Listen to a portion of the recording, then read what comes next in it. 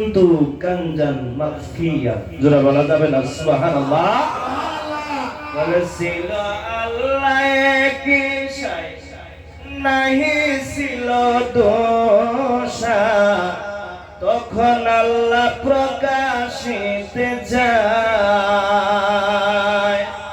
আপন নূর হইতে খোদা হাবিবে নূর করলেন জুদা, জোশ মারিলেন এশকের দরিয়ায়।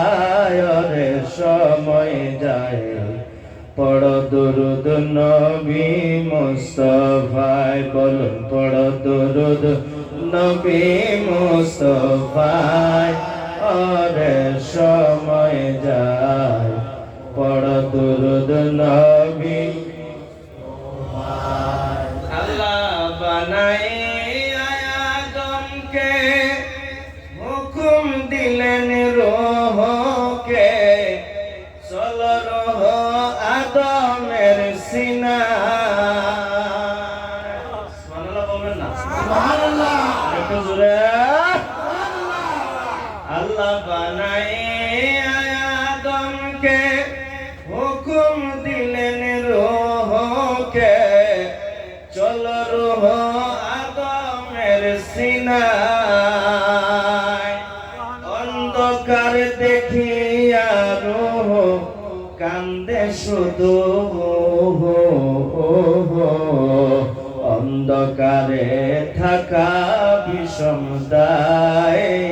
রে সময় যায় পড় দুরুদ নবী মুস্তাফায়, বলুন পড় দুরুদ নবী মুস্তাফায়। সময় যায় পড় দুরুদ নবী, জোরে পড় দুরুদ নবী মুস্তাফায়। রে সময় যায় পড় দুরুদ নবী মুস্তাফায়।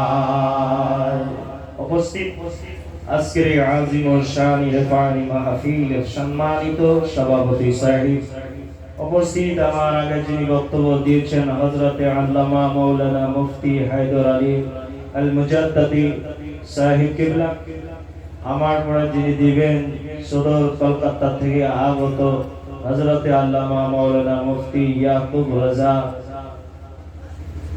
কিবলা, মঞ্চপ্রবিষ্ট উলামায়ে কেরাম, হুফাজে কেরাম, মুফতিয়ানে ইজাম, আমার সম্মুখে বসে থাকা শিকিন জাকিরিন মুহিব্বিন মুরব্বিয়ান বাবা, সকল যুবক ভাইরা, খুশি খুশি মাসুম বাচ্চা বাবা সাহিবা, পর্দারে থাকা অতি মহাব্বতের মা এবং বোনেরা, মহান আল্লাহ পাকের লাখ কোটি অসংখ্য অগণিত শুকরিয়া যে মনি মাওলা আজকে আমাদেরকে দীর্ঘ সময়